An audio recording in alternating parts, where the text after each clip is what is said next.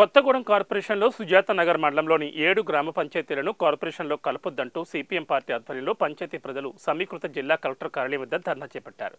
సుజాత నగర్ మండలంలోని 7 గ్రామ పంచాయతీలను కొత్తగూడెం కార్పొరేషన్లో విలీనం చేయడం వల్ల పల్లె ప్రాంతాల ప్రజలపై పన్నుల భారం తప్ప అదనంగా అభివృద్ధి ఏమీ ఉండదని సిపిఎం రాష్ట్ర నాయకులు కాస్తాని ఐలే అన్నారు. కొత్తగూడెం కార్పొరేషన్లో విలీనం చేస్తున్నట్లు ఇటీవల రాష్ట్ర ప్రభుత్వం ప్రకటించిందని, సుజాత నగర్ మండలం ప్రస్తుతం ఇంకా గ్రామీణ స్వరూపంతోనే ఉందని అన్నారు. మండలంలో సుమారు 5,000 మంది వ్యవసాయ కూలీలు పనిచేస్తున్నారని తెలిపారు. సుజాత నగర్ మండలంలో చిన్న సన్నకారు రైతులు, చిన్న చేతి వృత్తిదారులు, కూలీలు వ్యవసాయం మరియు వ్యవసాయ అనుబంధ రంగాలపై పనిచేసుకుంటూ తమ జీవనాన్ని కొనసాగిస్తున్నారని అన్నారు.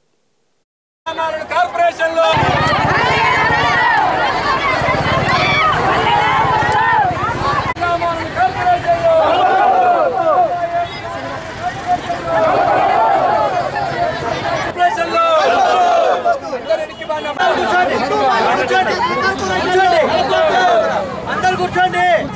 బ్యానర్ ముందు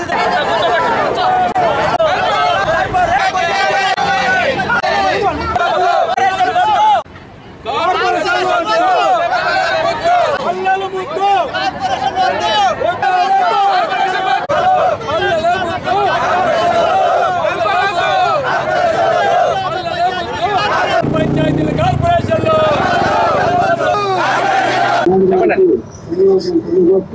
రాష్ట్ర ప్రభుత్వం సుజాత నగర్ 7 పంచాయతీల మీద కన్నేసింది.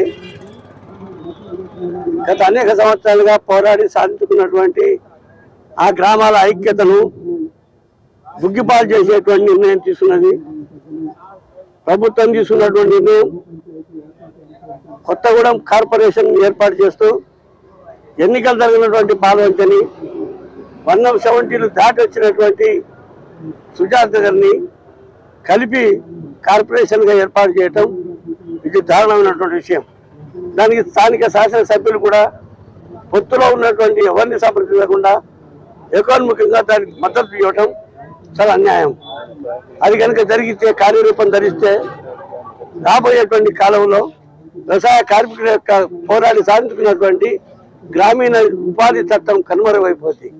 ఇవాళ ప్రభుత్వం ప్రకటించేటువంటి 12,000 రూపాయలు గ్రామీణ ఉపాధి చట్టంలో పనిచేసినటువంటి కార్డు కలిగిన భూమి లేని ప్రజలకు ఇయ్యబోయేటువంటి ఆ పథకం వాళ్ళకు వర్తింపజేసే అవకాశం ఉండదు. దానివల్ల నష్టపోయే అవకాశం ఉంది. అంతేకాదు ఇంకా అనేక సబ్సిడీలు వాళ్ళకు వచ్చేటువంటి కూడా పోయేటువంటి ప్రమాదం ఉన్నది. తిరిగి ఆకలి, చావులు, ఆత్మహత్యల వల్ల పోరాడి సాధించినటువంటి గ్రామీణ ఉపాధి చట్టం పోతే తిరిగి పట్టణాల్లో పట్టణాల్లో కలిపిన తర్వాత వాళ్ళు కూడా ఆకలి, చావులు, ఆత్మహత్యలకు పాల్పడే ప్రమాదం ఉన్నది. ఇతర ప్రాంతాలకు వలసలు వెళ్ళేటువంటి అవకాశం ఉంది. ఇప్పటికే కొత్తగూడెం, పాలవంచ పట్టణాల పేదలు పని దొరకక పల్లె ప్రాంతాలకు పత్తి తోటానికో మిర్చి కోసమో అటు ఏనుకు రూట్ బేతంపుడి దాకా పొయ్యి బతకాల్సిన పరిస్థితి ఉన్నది. అటువంటి దుర్గతి ఇవాళ పల్లె ప్రాంతాల్లో 360 రోజులు పని దొరుకుతున్నటువంటి వ్యవసాయ పనిలో ఉన్నటువంటి ఆ గ్రామాల్లో ఉన్న పేదలకు పని దొరకక ఆ భూములన్నింటినీ కూడా రియల్ ఎస్టేట్ వ్యాపారులు కొనేసి లాభాల కోసం అమ్ముకొని పెద్ద వాల్మార్ట్లు వచ్చి, పెద్ద కంపెనీలు వచ్చి ఇవాళ మొత్తం దాని అంతా మటుమాయం చేసే ప్రమాదం ఉన్నది.